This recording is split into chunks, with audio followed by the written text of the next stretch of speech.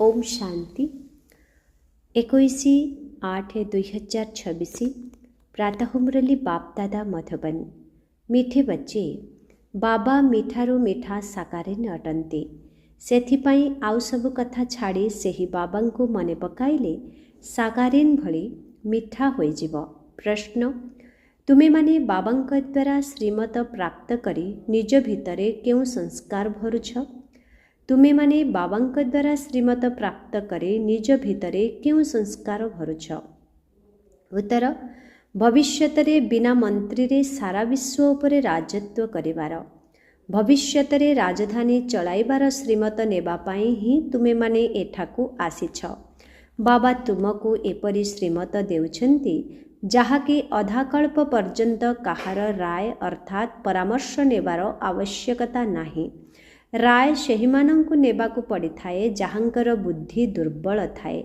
गीत, तुम्ही हो माता पिता तुम्ही हो। ओम शांति। मधुर संतान माने गीत सुनिले ए कथा किए कहिले जे मधुर रुहानी संतान माने? निश्चय रुहानी बाबा ही कहि पारिबे। मधुर संतान माने एबे सम्मुखरे बसिछन्ति वो बहुत स्नेहर सहित बाबा बुझाउछन्ति। तुमे जानिछ जे रुहानी बाबांक व्यतीत समस्तंकु सुख शांति देई दुखरु मुक्त करिबा पाई सारा दुनिया रे आउ केही नाहांती। सेथिपाई दुखरे बाबांकु मने पकाई चलिछन्ति। तुमे पिलामाने सम्मुखरे बसिछ। जानिछ जे बाबा आमकु सुखधामर योग्य कराउछन्ति। सर्वदा सुखधामर मालिक कराउथिबा बाबांक सम्मुखकु तुमे आसीछ। एबे जानुछ सम्मुखरे सुनिबा ओ दूररे रही सुनिबारे बहुत अंतर रहिछि। मधुबनरे तुमे सम्मुखकु आसुछ। मधुबन प्रसिद्ध अटे। मधुबन वृंदावनरे सेमाने श्रीकृष्णंक चित्र देखाइछन्ति, किंतु श्रीकृष्ण त नाहांती। एठारे निराकार बाबा तुम सहित मिशुछन्ते। तुमको निजकु घड़ी को घड़ी आत्मा निश्चय करिबाकु पड़िबो। मो आत्मा बाबांक ठारु वर्षा नेउछि। सारा कल्परे एहा एकमात्र समय। एहा कल्पर सुनेली संगम युग अटे। एहार नाम रखा जाइछि पुरुषोत्तम। एहा ही संगम युग अटे जेउठी सबु मनुष्य मात्रके उत्तम हेउछन्ते। एबे त सबु मनुष्य मानंकर आत्मा तमो प्रधान होई जाइछि, जाहा पुणी एबे सतो प्रधान हेउछि। सतो प्रधान हेबा द्वारा मनुष्य उत्तम हेउछन्ति, तमो प्रधान हेबा द्वारा मनुष्य कनिष्ठ हेउछन्ति। तेणु आत्मा मानंकु बाबा बसी सम्मुखरे बुझाउछन्ति। समस्त अभिनय आत्मा ही करुछि, शरीर नुहे। आत्मा और शरीर उभयर मिलन हेले अभिनय चली थाए। तुम बुद्धि रे आसी जाऊ जे मु आत्मा प्रकृतरे निराकारी दुनिया अथवा शांति धामर बासिंदा अटे।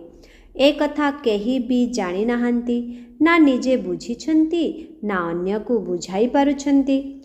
तुम बुद्धिर ताला एबे खोली जाइछि। तुमे जानिछ वास्तवरे आत्मा माने परमधामरे रहुछन्ति। ताहा निराकारी दुनिया, एहा साकारी दुनिया। एठारे आमे समस्ते आत्मा अभिनेता अटो।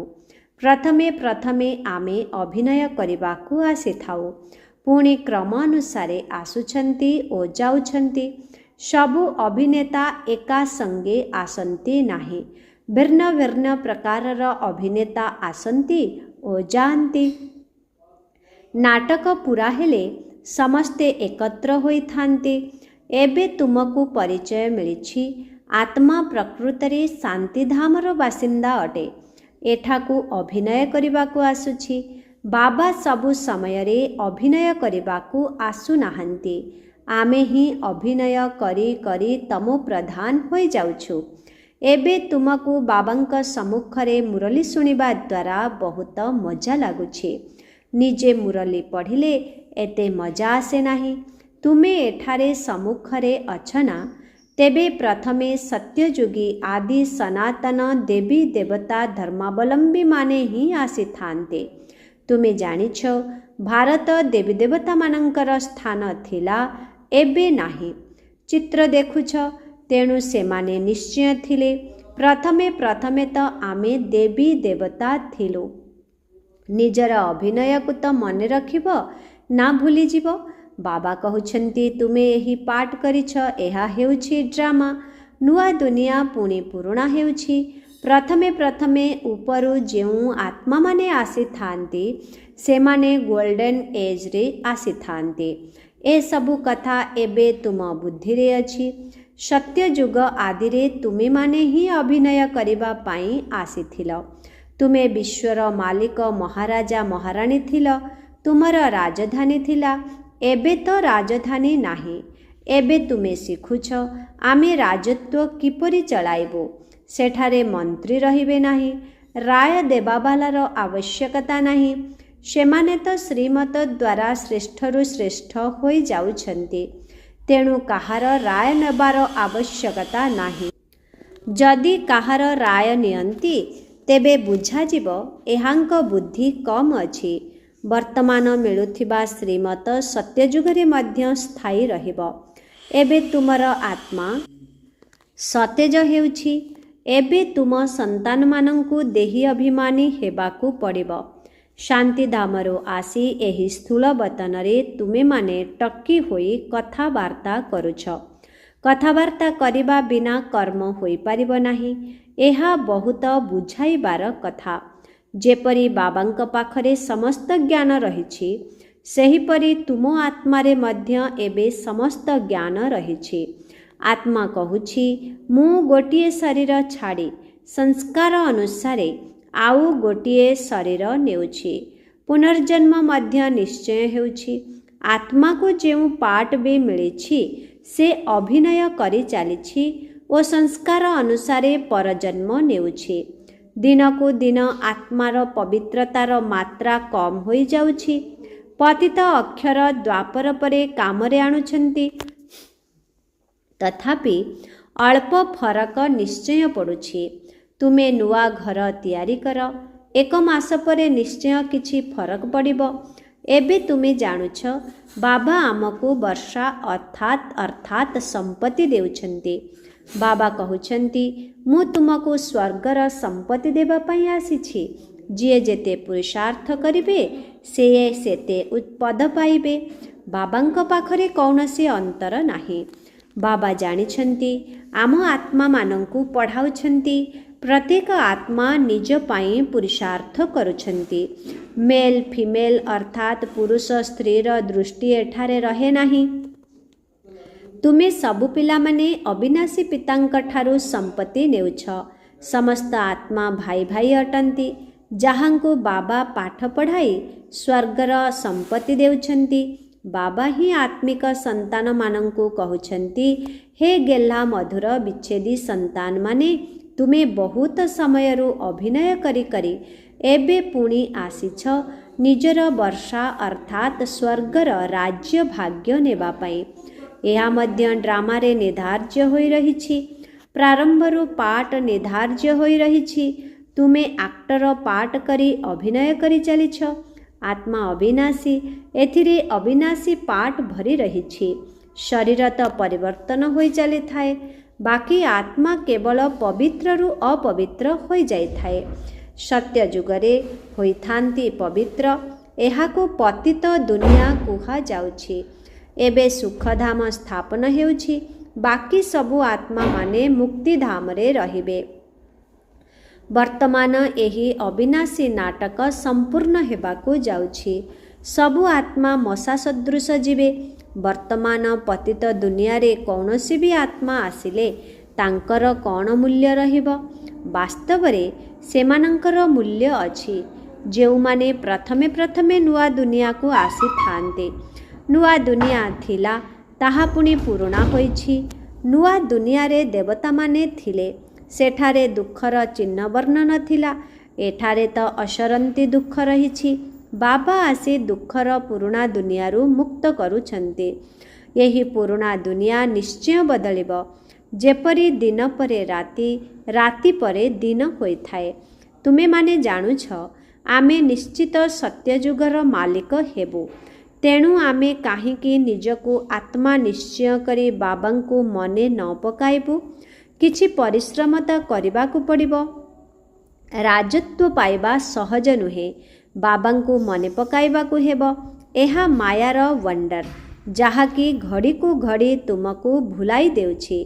एथिपाई उपाय करिबा दरकार। एपरि नुहे मोर हेबा द्वारा मोर स्मृति स्थायी होई जिवो। ताहा हेले आउ पुरुषार्थ कौन करिबो ना, बंचिथिबा पर्यंत पुरुषार्थ करिबाकु पड़िबो। ज्ञान अमृत पीबाकु हेबो। एकथा मध्य जानिछ जे एहा आमर अंतिम जन्म। यही शरीरर अभिनय को छाड़ी देही अभिमानी हेबाकु पड़िबो। घर संसार रे मध्य रहिबाकु हेबो। पुरुषार्थ निश्चय करिबाकु हेबो। केवल निजकु आत्मा निश्चय करी बाबांकु मने पकाओ। त्वमेव माताश्च पिता, ए सबु हेला भक्ति मार्गर महिमा। तुमको केवल एकमात्र आल्ला बा ईश्वर पितांकु मने पकाइबाकु हेबो। केवल मु ही साकारिन भली मिठा अटे। तुमे माने मध्य सबु व्यर्थ कथा को छाड़ी बहुत मिठा साकारिन भली होई जाओ। एबे तुमर आत्मा तमो प्रधान होई जाइछि। ताकु सतो प्रधान करिबा पाई जोगर यात्रा रे रुह। समस्तंकु एही कथा कुह, बाबांक ठारु सुखर संपत्ति निय। सत्य जुगरे सुख रही थाए। बाबा ही सुख धाम स्थापन करुछंती। बाबांकु मने पकाइबा बहुत सहज अटे, किंतु मायार अपोजिशन अर्थात विरोध बहुत रहिछि। तेणु चेष्टा करी मोते मने पकाइले खाद बाहरी जीव। गोटिए सेकेंड रे जीवन मुक्तिर गायन रहिछि। यही ड्रामा रे प्रत्येकंको निजर पार्ट रिपीट करिबाकु हेबो। एही ड्रामा भितरे सबुठारो अधिक पार्ट आमर रहिछि। सुख मध्य सबुठारो अधिक आमकु मिलिबो। बाबा कहुछंती तुमर देवी देवता धर्म बहुत सुखदायी अटे। आउ बाकी समस्ते हिसाब किताब चुक्त करी शांति धाम चली जिबे। अधिक विस्तार को आमे काहे के जीवा। बाबा आसु ही छंती समस्तंकु घर को नै जिबा पई। मशा सदृश समस्तंकु नै जिबे। यही शरीर शेष होई जिवो। बाकी अविनाशी आत्मा तार हिसाब किताब चुक्त करी चली जिवो। एपरि नुहे जे आत्मा नियारे पोड़ी गले पवित्र हेबो। आत्मा को बाबांक स्मृति रूपी जोग द्वारा पवित्र करिबाकु पड़िबो। एहा जोगो अग्नि अटे। सेमाने पुणी एहाकु नाटक रूप दे देइछन्ते। सीता अग्नि को पार कले। अग्नि रे कौन केवल जणे सीतांकु पारि हेबाकु हेबो। बाबा बुझाउछन्ती तुमे सबु सीता माने वर्तमान पतित अट रावण राज्य रे रहिछ। वर्तमान एक बाबांकु मने पकाई तुमको पावन हेबार अछि। राम जणे ही अटंती। अग्नि अक्षर शुणिबा द्वारा भाबुछन्ती निया को पारी कले। केउठी जोग अग्नि, केउठी स्थूल अग्नि। आत्मा परमात्मांक सहित जोग रखिबा द्वारा पतितरु पावन हेबो। जोग अग्नि एवं स्थूल अग्नि मध्यरे राति दिनर अंतर रहिछि। सबु आत्मा माने सीता अटंती। रावण जेल रे शोक बाटिकारे अछन्ति। एठाकार सुख त काकविष्ठा समान अटे। स्वर्गर सुख असरंती अटे। तेणु पिलामाने ज्ञान रत्न रे झोली भरिबा उचित। कौनसी प्रकारर संशय आसिबा अनुचित। देह अभिमान आसिले पुणी अनेक प्रकारर प्रश्न उठी थाए। तापरे बाबा जेउ सेवा दियंती ताकू करंती नाही। मूल कथा हेउछि आमको पतितरु पावन हेबाकू पड़िबो। अन्य कौनसी संकल्प करिवार आवश्यकता नाही। एहा हेउछि पतित दुनिया, ताहा हेला पावन दुनिया। मुख्य कथा हेउछि किपरि पवित्र हेबा। पावन किए कराइबे ए कथा किछि जानि नाहांती। जदि सेमानंकु पतित कुहाजिब तेबे बिगड़ी जिबे। निजको केही बिकारी बोली भाबु नाहांती। कहिथांती समस्ते तो गृहस्थी थिले। राम सीता लक्ष्मी नारायणंकर मध्य पिला थिले ना। सेठारे पुणी तो पिला जन्म हेबे ए कथा भूली जाइछंती जे ताकु निर्विकारी दुनिया कुहा जाए। ताहा हेला शिवालय। बाबा तुम संतान मानंकु केते उपाय बताउछंती। शिव बाबा हेउछन्ति पिता शिक्षक गुरु जिए समस्तंकु सद्गति देउछन्ति। दुनिया रे तो जदि जणे गुरुंकर देहांत होई जाए ताहाहेले गुरुंकर गदी बा स्थान तांकर संतान को देइथांती। तेबे से गुरु किपरि काहार सद्गति करि पारिबे? समस्तंकर सद्गति दाता हेउछन्ति जणे। रावण राज्य रे हेउछि दुर्गति, राम राज्य हेउछि सद्गति। बाबा समस्तंकु पावन करी ने जाई थांते, पुणी केही तुरंत पतित होई जानती नाही, क्रमान्वୟରେ निम्नगामी होई थांती। शतो प्रधानरो शतो रजो तमो, तुम बुद्धि रे 84 जन्मर चक्र रहिछि। तुमे वर्तमान जेपरि लाइट हाउस अर्थात आलोकर स्तंभ अट। ज्ञान द्वारा एही चक्र को जानिगलणी जे एहा किपरि घुरुछि। एबे तुम संतान मानंकु अन्य समस्तंकु रास्ता बताइबाकु हेब। तुमे समस्ते सेना अट, तुमे रास्ता बताउथिबा पायलट अट। समस्तंकु कुह एबे शांति धाम सुख धाम को मने पकाओ, कलिजुग दुख धाम को भूली जाओ। आमे तुमको बहुत भल रास्ता बताउछु। पतित पावन जणे निराकार बाबा अटन्ते। तांकु मने पकाइबा द्वारा तुमे पावन होई जिव। तुम आत्मा उपरे चढ़िथिबा पाप धोई जिव। भगवान उवाच मन मना भव। शिव भगवान उवाच विनाश काले विपरीत बुद्धि विनश्यन्ति ओ विनाश काले परमपिता परमात्मांक सहित प्रीति बुद्धि विजयन्ति। तुमर जेबे प्रीति बुद्धि हेब सेते उच्च, तुमर जेते प्रीति बुद्धि हेब सेते उच्च पद पाइब। देह अभिमान रे आसिले एते उच्च पद पाई परिब नाही।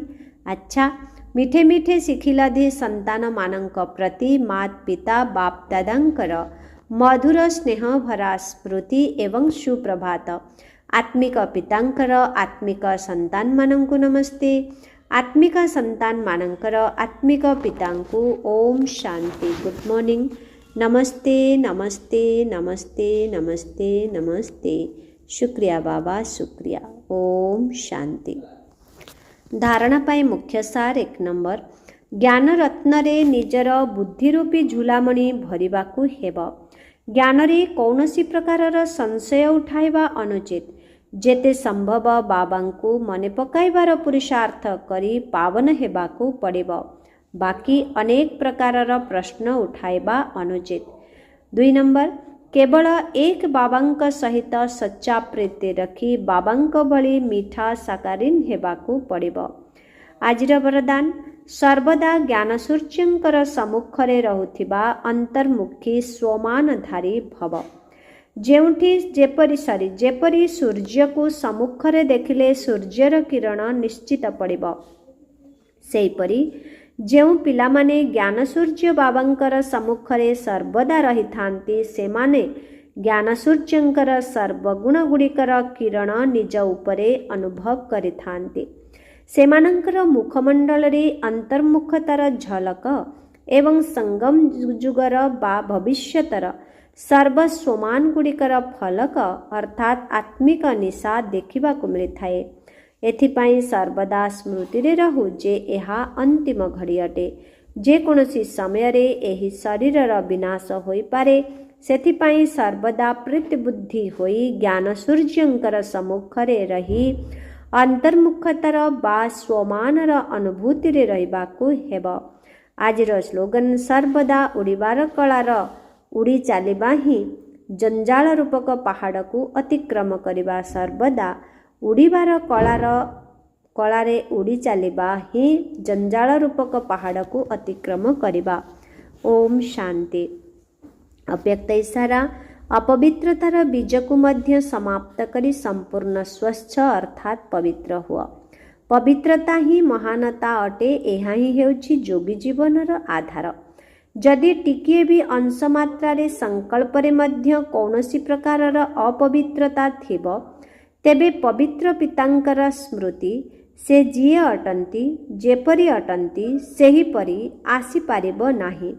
सेथिपाई संकल्प रे मध्य अपवित्रतार अंश को समाप्त करी संपूर्ण स्वच्छ हुआ। सर्वदा एही स्मृति रहु जे मु पूज्य आत्मा एहि शरीर रूपक मंदिर रे विराजमान अटे। ओम शांति।